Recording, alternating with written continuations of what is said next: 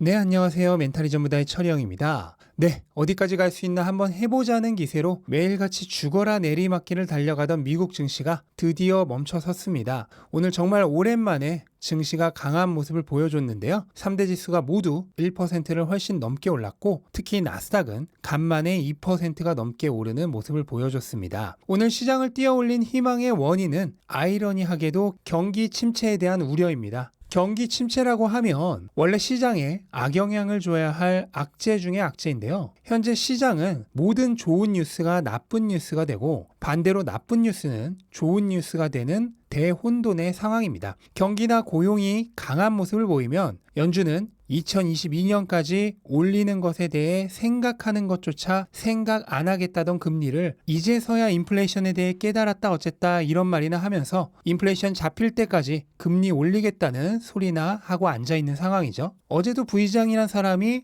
파월과 똑같은 말을 했죠. 상황이 이러하다 보니 현재 시장은 모든 좋은 뉴스는 금리 올릴 소재로만 생각을 합니다. 따라서 악재가 됩니다. 반면 나쁜 뉴스들은 금리 인상에 브레이크를 걸어줄 소재로 생각합니다. 특히 경기 침체 같은 대형 악재는 초특급 브레이크죠. 따라서 오늘 시장이 환호성을 지른 것입니다. 오늘 연준이 1년에 8차례 발행하는 현재 경제 상황에 대한 논평 요약본, 일명 베이지북을 발간했습니다. 베이지북에서 연준은 기업들이 고용과 공급망에서 어려움을 겪으면서 비용이 증가하고 있고 물가가 여전히 높기 때문에 고금리가 유지될 상황을 생각하면 경제가 약세를 유지할 가능성이 크다고 전망했습니다. 물론 연준은 직접적으로 경기 침체를 인정하지는 않았지만 경기가 크게 둔화될 것만은 분명하게 보고 있는 모습이었습니다. 그것을 경기 침체라 부르던 경기 둔화라 부르던 경기 약화라 부르던 뭐라고 부를지는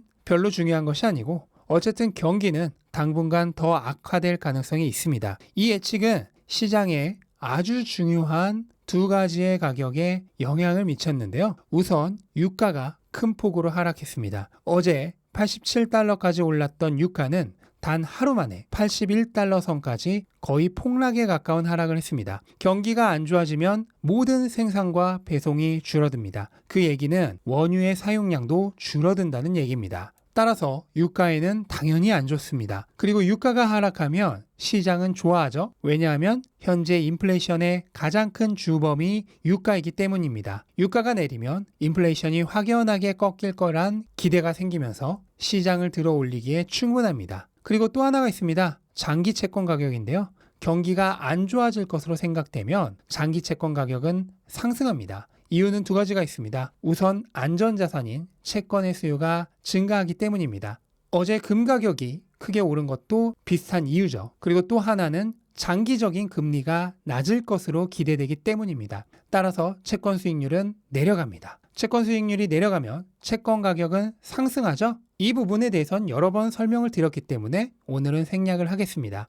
유가는 내렸고 장기채 가격은 올랐습니다. 주식시장에 이렇게 환상적인 조합이 없죠? 주가가 오르기 딱 좋은 환경입니다. 근데 이게 끝이 아닙니다. 여기에 최근 너무 올라버린 달러 인덱스도 조정이 필요한 타이밍이었습니다. 실제로 어제는 달러 인덱스가 하루 만에 1% 넘게 급락했습니다. 달러 인덱스가 하루에 1%나 하락한 것은 최근에는 보기 드문 일입니다. 달러의 하락은 주식에게는 호재죠. 제가 얼마 전 환율에 대해 설명하면서 달러와 자산의 관계도 곁들여서 설명한 적이 있습니다. 혹시라도 안 보신 분은 오른쪽 위에 링크 띄워드릴 테니 한번 보셨으면 좋겠고요. 거기다 최근 주식의 가격이 내릴 대로 내려서 매도세가 지친 기색을 역력하게 보이는 타이밍이었습니다. 저가 매수세가 유입되기 딱 좋은 타이밍이었죠. 이렇게 모든 조건이 딱 맞게 어우러지면서 어제는 오랜만에 강한 반등세가 나온 것입니다. 그럼 이 추세는 앞으로도 이어질 것이냐? 그건 제가 어제 영상에서도 말씀드렸다시피 13일에 CPI 발표와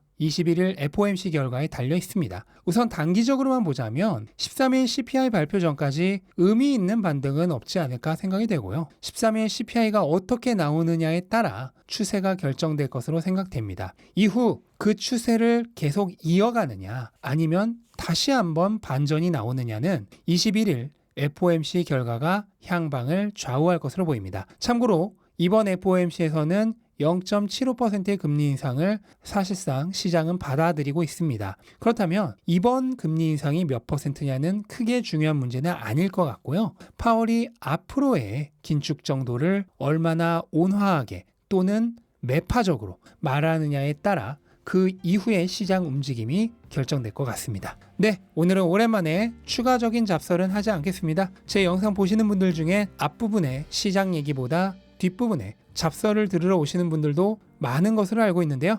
가끔은 말을 아끼는 것도 그리고 듣는 것을 쉬어주는 것도 필요하다고 생각을 합니다. 그래야 다음에 더 즐거운 얘기를 나눌 수 있겠죠? 네, 그런 의미에서 오늘은 짧게 마무리하도록 하겠습니다. 영상 끝까지 시청해주셔서 감사드리고요. 도움되셨다면 구독과 좋아요 꼭 부탁드리고 즐거운 하루 되시기 바랍니다. 감사합니다.